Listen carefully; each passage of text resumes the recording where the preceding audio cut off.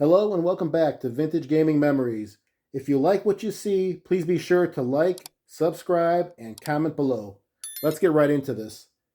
So what I have here is a handheld football game that came out in 1979 from Regency Electronics called Power Pigskin. Gotta love that name. Now, I should clarify, this is American football and not football outside of North America where you use your feet to kick a ball. We often call that soccer here in the US. So I actually really like this game for one reason, probably mostly, is because I actually owned this one when I was in probably fifth grade. Regency Electronics, that's a name that I am not really familiar with, but I have done my research and they're known to have their games shaped to match the type of game it was. So, for example, this football game, well, it looks like a football. They also had a baseball one, looks like a baseball, and a basketball one as well. I only have this one from Regency as of now. I've got another one coming in the mail.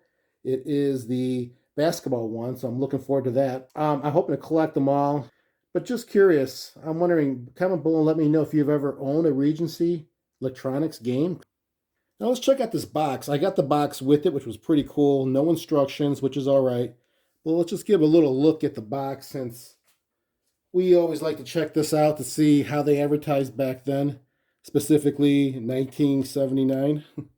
So box is a little bit crunched up, but I gotta say I do like I like the little insert here of a photo of two kids playing. I think it's two kids, at least one, playing head to head, ages 6 and up. On the side, it gives you the 3 different methods of offense. You get your run, pass, and kick. And then you also can tackle. I like that. A little brief instructions on the back, how the game works as far as all the options and controls within. On the side here, a little blurb saying it's the handheld game shaped like a real football. Do you know what? It's kind of true, and I'll get into that more. That's the top. And that's about it. I mean, the inside, like I said, there's nothing more than just the plastic shell that it came in. But anyways, I got this about a year ago, so it's been a while since I revisit the box itself. So now let's take a look at the game itself. Now the game itself, it's in excellent condition. It looks like it really hasn't been used. I say that because mainly if you look at the plastic over the playing area right here, I'm trying to get a good view with the light not reflecting so much, but it has 0 scratches, not even any light scratches on there. And that's not really typical. You normally would see handheld games with scratches, whether it's just from dirt or just wiping it off or just scratching from a normal wear and tear of the gameplay. But this is just like brand new. And even to go along with that, these buttons, they are not spongy. They're very firm. I wouldn't say they're stiff. They feel like they're just brand new, like they need to be broken in. So that was another thing I noticed.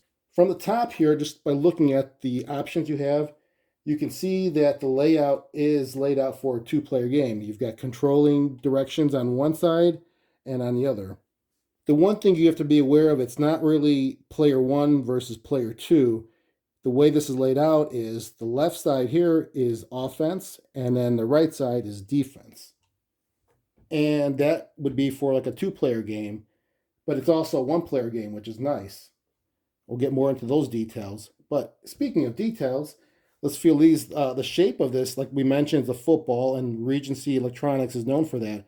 But it's not just flat. I mean, there's texture to this football, which I think you can pick it up. You could see that. That is pretty neat. I mean, and this is a raised lace. I don't know if you could tell, but it's just really great quality of I guess great detail to the quality of the work they put in for the casing. I mean, it's really nice. Before we get to the actual functions of these buttons, let's take a look at the backside since we saw the top, the basic texture, the look of a football, obviously. On the backside, you have continuing the texture and the lacing as well. You have the 4 legs. So it's kind of like a tabletop it acts as when it sits on top of a table, and has the typical instructions you have on the battery compartment, excellent condition as well. And then you've got your speaker holes here so that the sound can come through clearly. And then you've got your battery compartment. Takes 4 AA batteries, excellent condition.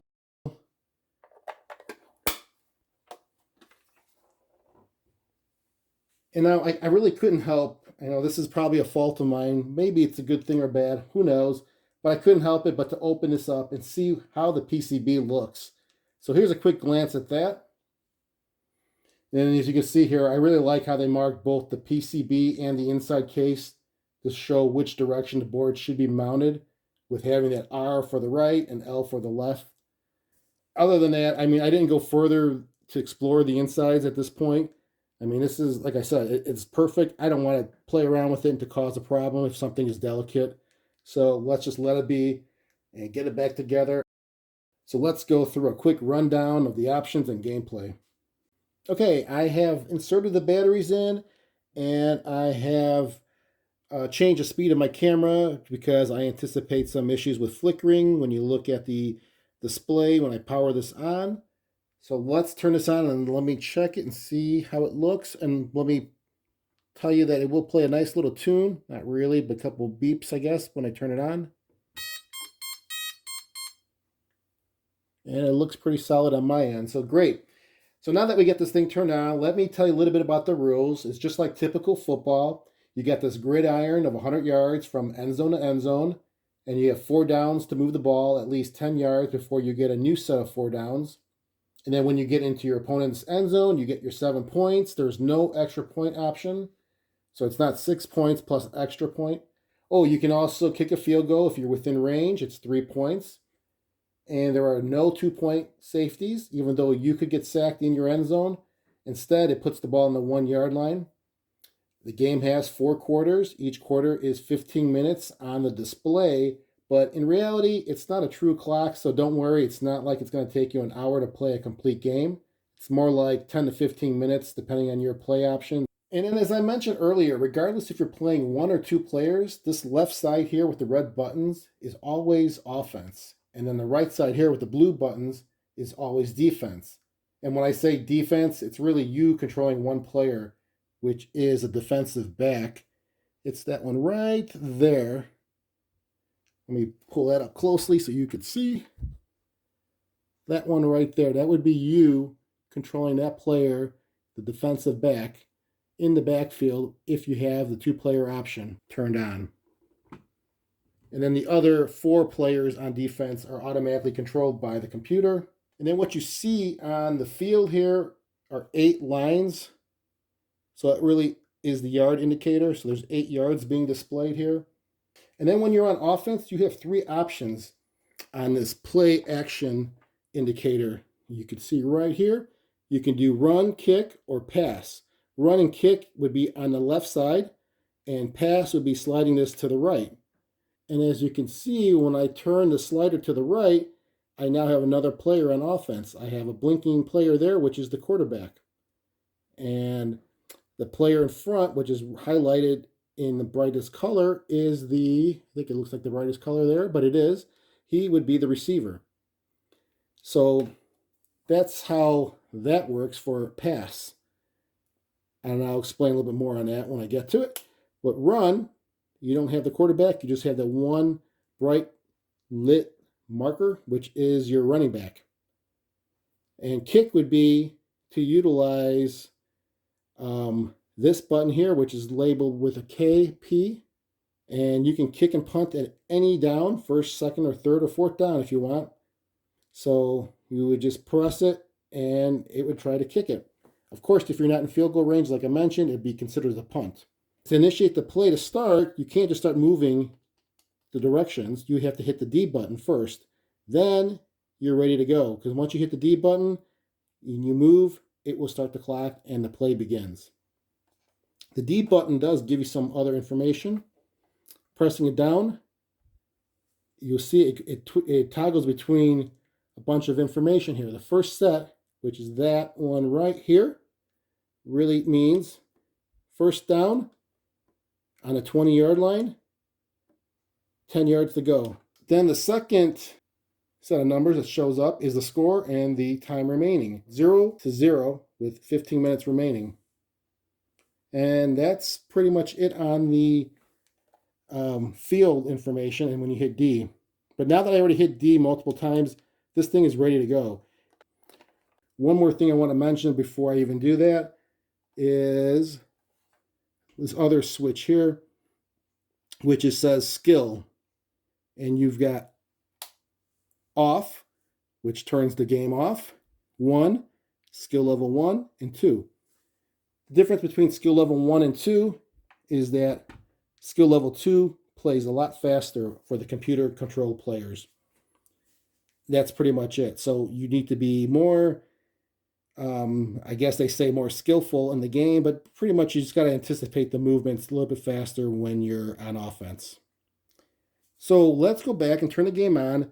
I'm going to play it with 2 players, skill level 1, and I want to show you how this could be played with 2 players and how to do a pass as well, because it takes some coordination. But let's first turn this on with 2 players, skill level 1, and let's do a run play first. So I'm going to try to do it. I mean, typically you'd be holding it like this with the other player on this side. But let's see if I can do it just so you can see it better. Hit the D button, let go, and now we're going to go. Now again, I don't have anybody controlling this, but that's the defensive back that would be controlled by these buttons if you had 2 players. The other 4 defensive players will be computer controlled, and I have the bright lit player there that I will be the running back. Let's see what I can do. I got 3 areas to move. Well, I got sacked. What it shows is that it's second down. I'm on the 19-yard line. And now it is 11 yards to go for a first down, where it was 10 yards, but I lost a yard, so now it's 11. Let me see if I can get by the computer-controlled defenders, and then I'll get next to the defensive back that the second player would control. So I ran right into one of the defensive players. I did pick up some yards. So now it's third down. I'm on a 22-yard line, and I have, what is it here? I've got 8 yards to go for a first down. I'll only just try to get a first down, which I think I can get. And I didn't. So now we're at 4th down, and I got to the line of scrimmage, so I still have to go quite a bit, 8 yards. Let me see here. So now I got past them, and you'll see me go right through on the other side. And I should have a first down. First down, 32-yard line, 10 yards to go. So that's how that works if you're doing the running back option or the run option. Let me move this again, and I'll control the defensive player. I'm going to try to do everything here at once. Let's see. Well, I'm going to get sacked. Nope. I almost got by. Let me try to get by. All right, so here's the defensive player. As you can see, he's moving. He's trying to block his guy. So what I've done now is essentially, there's like a little flaw in this game that I found, that I can get them all to line up if I stay still and they avoid me. Now they're just sitting here waiting for me to cross over, which I will be tackled because there's only 3 positions across the gridiron. So there's really 24 positions in total. There's 8 times 3. But anyways, I'm here. I have nowhere to go, but I can get them to move. But I just wanted to show you what my controlling player is for defense. It's this guy. And then offense is the brighter color player. So now I'm going to get by.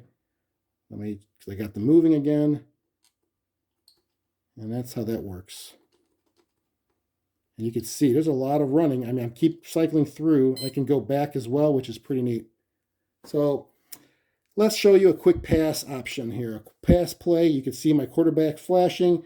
The objective is that I need to throw right to the receiver. And obviously, there needs to be a clear line of sight between me, the quarterback, and the receiver. If a defensive player is in between, it'll be an interception. And let's give this a go. Oh, and then hit the P or the K/P button, which is also for punt and pass. I think I said punt in the beginning, but K/P is also pass. I think it's kick and pass, really. So let's give that a go. There we go. I completed that pass. And here I go. I'm off.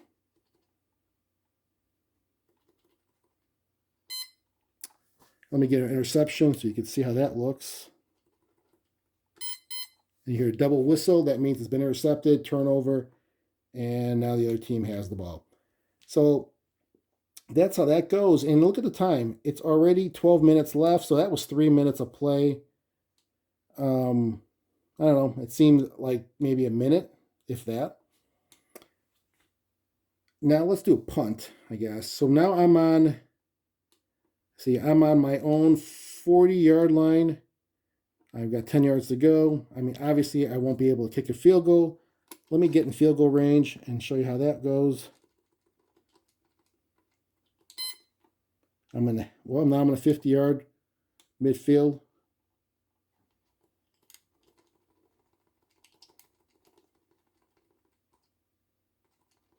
All right, I should be field goal range. I'm on a 23-yard line. So I will kick a field goal here, and let's see. There is no skills necessary to kick a field goal. You just got to be within range. And as I said, you can do it on any down. That's his first down, which would be dumb, but I'll do it anyways. Let's just say because time is, well, I've got 3 minutes left. Look how quickly that went. Or actually, it says 9. Sorry. All right, here we go, field goal attempt. So that chime means it was successful, and now the score is 3-0. I should give this a go on the skill level 2 to give you an example how aggressive the players are. So I slide it to player 1, skill level 2, and I was in the middle of the game. As you can see, the score is still 3-0, and it actually changes on the fly, which is pretty neat. You don't have to start and reset it. So now let's see here. I don't have a second player controlling that defensive back. It's all going to be computer controlled, and it's going to be more aggressive being in skill level 2. Let's see how I can get by. Okay. I mean, I'm still able to get by pretty easily, but they are being more aggressive. Like that one. That was a pretty quick sack. That was a sack right on the line of scrimmage. So yeah, it's definitely harder. Now that is the game. I mean, it's a nice game. I really like it. There are some things that would be nice to have in this game, like maybe, I don't know, maybe an indicator here when I hit the D button to tell me which quarter I'm in. I don't know which quarter I'm in. I only know the score and how much time remains in that particular quarter. And maybe, I don't know, a 2-minute warning because you could be on the field running and the time runs out when the play ends and you didn't even know. Now, it does have indicators for other things like the 6 whistles that you heard in the beginning to indicate when the game begins. And then for each new quarter, it will give you 6 whistles to tell you a new quarter is beginning. And then if you hear, I think it's 8 whistles, that means the game is over. 1 whistle means the offensive player is tackled, which you've heard me had that happen a few times already. And then 2 whistles, you heard that when I was passing, when I purposely threw an interception. The one thing I got a flashback with is the way you hold this game. Now, it doesn't have the best feel or grip. When you're holding this in the palm of your hands, it curves to your hand like this, so it's not really easy to get your fingers on the buttons, and it's hard to hold it like here. You're worried about it slipping out of your hands. So I guess if you did tabletop, it probably would be the best way. But you really want to, it's nice to have a handheld, right? To have it in your hand and you're in a car, or maybe you're playing in your bed and holding it up to the ceiling, as I used to play this, and I remember it just was so hard to get a good grip. But that is probably one thing, but then you sacrifice the shape of the game, which I do like that football shape. I mean, I know we're talking about a game from 1979, so I might be expecting a little too much. But on the positive or plus side, I do like that ability of the game having a defensive player. You know, even though it's just one player to control on this side, but still, that's pretty cool. And you also have the ability to move your player in 4 directions, which is nice. And then I think I also mentioned about the play field. I mean, this has 24 positions on here. There's 8 yards shown, and then you get 3 positions per yard. So that's 24 positions. and the cosmetics. You know, the football look is unique and it doesn't leave you guessing what type of game it is from, I don't know, 50 feet away. You know it's a football game. Let me know if you've ever owned or played a handheld football game from the 70s or 80s, because I'm kind of curious as to what you think of this one compared to something you've been familiar with. Comment down below and let me know. So that's about it for this video. I thank you again for checking it out. And remember, keep your gaming passion from the past alive by living it today. Take care, everyone.